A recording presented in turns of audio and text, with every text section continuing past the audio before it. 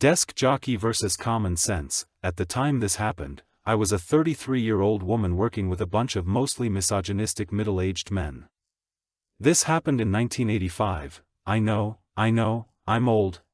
I was working for the USDA Forest Service in the Rocky Mountains as an engineering technician designing logging roads and supervising a few surveying crews surveying in said roads.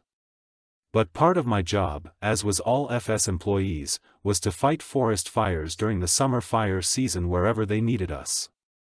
This fire happened on the district next to ours, so I was familiar with most of the roads since I liked to go four-wheeling on weekends. Instead of digging line as normal, I was assigned in the communications room manning the radios, taking requests for resupplying equipment as needed, and any other various jobs.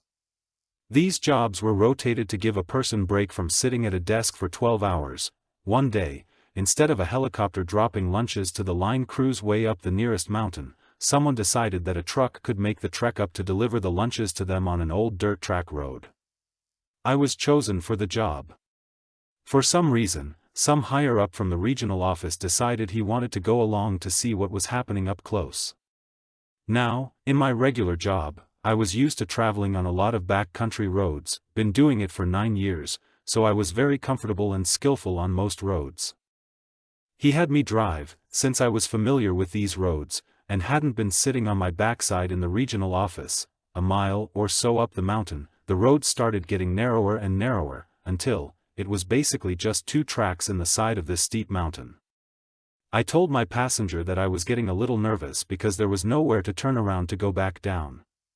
He said to keep going, and, basically being my boss, I did.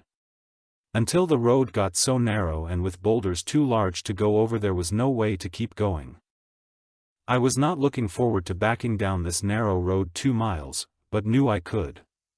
He insisted I turn around right there, on this narrow dirt track. I tried to talk him out of it, but he insisted.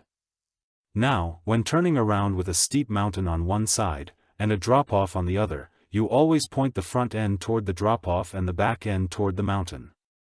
I knew it would take a lot of mini turns and time to maneuver the pickup around, but again, was confident I could do it. In about the middle of all the turnings, with the front end pointing out, the guy insisted that I could move just a little bit farther forward. Again, this is some big, high muckety-muck who could make or break my career. So, internally rolling my eyes, I inched it forward, with the truck tipping just slightly down the M-tip. But when I tried to put it in reverse, we didn't move because I didn't have enough weight in the bed of the truck to get any traction. I just turned and stared at him. At least he had the decency to look a little sheepish.